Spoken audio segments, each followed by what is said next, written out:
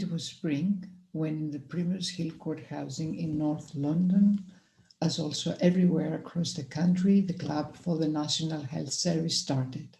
This was a gesture of appreciation for the UK's overstretched NHS workers during the first COVID-19 national lockdown in 2020.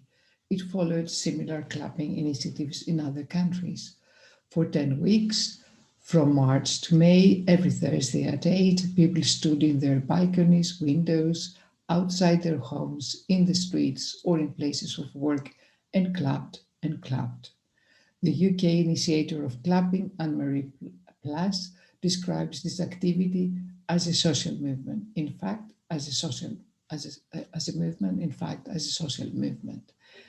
When she attempted to revive it in the 2021 national lockdown, she was heavily criticized, and the initiative didn't took off as planned on the 8th of January this year. There was a lot of criticism and discussion on the Club for the NHS. This was mainly political criticism. Authors point to the Club as an empty gesture, since healthcare workers themselves pointed to the NHS budget cuts and equipment shortages during the COVID-19 lockdown. So the Club for the NHS was rather an hypocritical gesture. Authors also discussed the Club and criticized the Club for heroes, since heroes are the ones to be sacrificed for the good of the nation, and this approach was in line with the British national rhetoric of war heroism deployed for the COVID-19.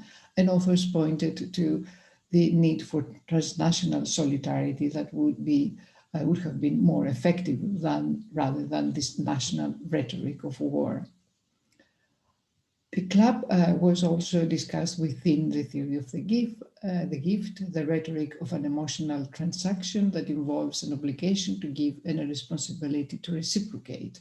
This creates an unequal relation, a collective moral pressure enhanced by the media, and authors even mention the phrase creeping, clapping, fascism. Actually, there were many that were shamed because they refused to participate in this clapping initiative. Authors also approached clapping through Foucault's notion of biopolitics as constantly producing differential vulnerabilities. And they asked, are NHS workers only carers? What about low-income workers that keep our cities and systems functioning? The clapping was also approached within the theory of the ritual, and authors described the performances of participants in the clapping ritual-like processes of the lockdown's indefinitely liminality. Clap and type was also approached, and there are already research initiatives that they try to develop methods and techniques to record the lived and felt experience of clapping, and mainly all activities that relate to COVID-19 conditions. So what were the effects of criticism? Despite the regular timing set for clapping, there was a distinct temporality that affected the clapping weekly ritual. It went from the initial thank you to an angry vow and finally to rejection. Of course, we know humans do clap. The close-up images produced by media of these people picture them as human actors who have agency to act by clapping. Nevertheless, people themselves questioned their affective clapping activism as soon as they understood it failed to generate any outcomes beyond certain effects. My aim in this paper is to consider the materiality and architectural configuration of the Primrose Hill Court housing estate, together with the material constitution of its inhabitants and of other actants present in the ad hoc assemblage produced by clapping. Attachments among these material entities held them together and generated effects that are usually reductively discussed as the results of human agency only, and presented under the heading Activism. My approach follows the writings of numerous thinkers, Foucault, Delanda, Bennett, Latour, Stengers, who question the privileging of the human-centered agency. Current thinkers have reworked and deployed the Deleuzian concept of assemblage as a tool for thinking, a condition in which diverse human and non-human entities produce an ad hoc grouping of matter of emerging properties that generate effects. This approach does not divest humans from their ethical responsibility as long as they reflect on the effects of assemblages they found themselves implicated. Since 2009, my family has been living in the Primrose Hill Court housing estate. Our tiny flat is on the fourth floor and our balcony overlooks the estate's courtyard. The housing estate was built in the 50s and it replaced a number of semi-detached houses. Part of the houses in this location were destroyed by a World War II London bombing. Houses in both Oppidans and King Hen Roads turned into a heap of ruins. Many lost their lives in this location. The back of our flat looks onto the traumatic event of destruction, which is also the inaugural event of Primrose Hill Court housing estate. As early as 1945, the local borough agreed to buy the bombed site, and in 1951, Primrose Hill Court was opened. 102 council flats were designed by the architects Douglas and Wood.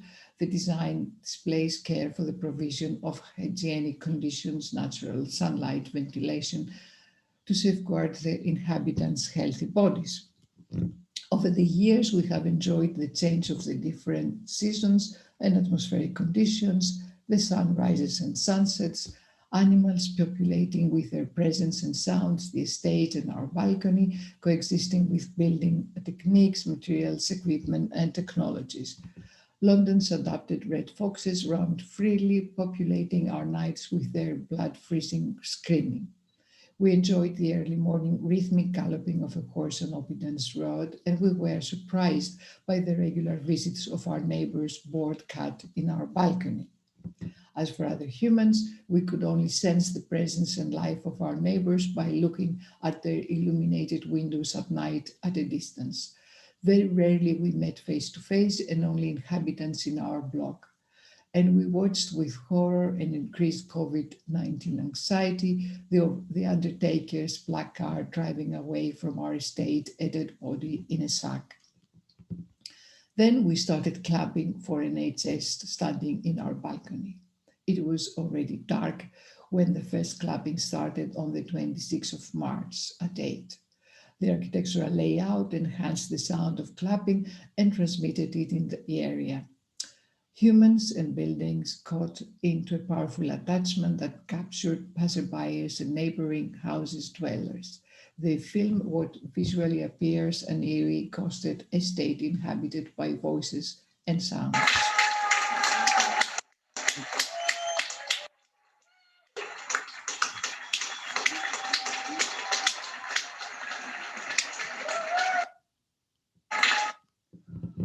At the first clapping, there was an eerie feeling, sounds coming out of human bodies, hands clapping or banging pans for additional clamor, mouths making sounds. Humans felt close to the category of animals.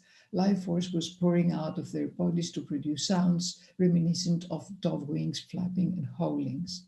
The assemblage of balconies, reverberating brick walls, the air in the open court, the various threatening visibility, its uncertain presence, absence, humans secluded in their dens.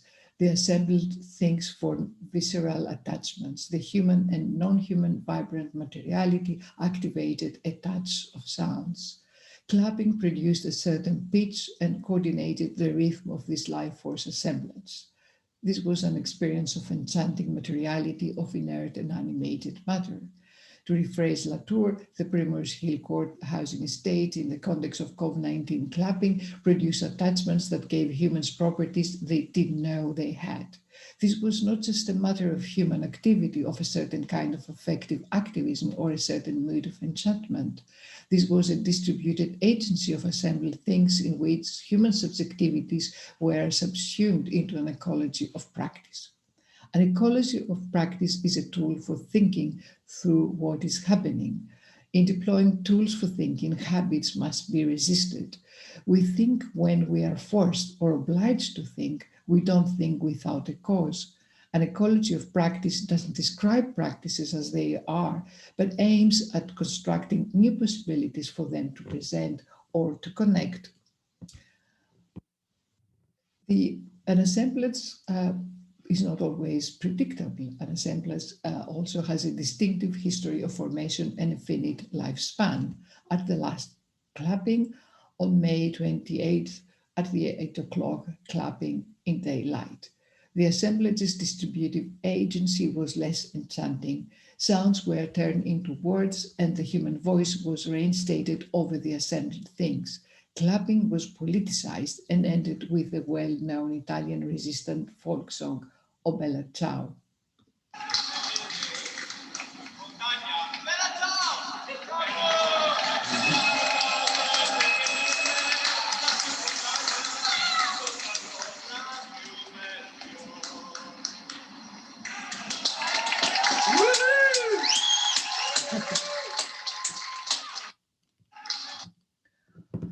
So the question is, did clapping in Primrose Hill Estate brought about any change? On the 24th of September, a poster was glued on the wall by the lift in the ground floor entrance of all estates blocks.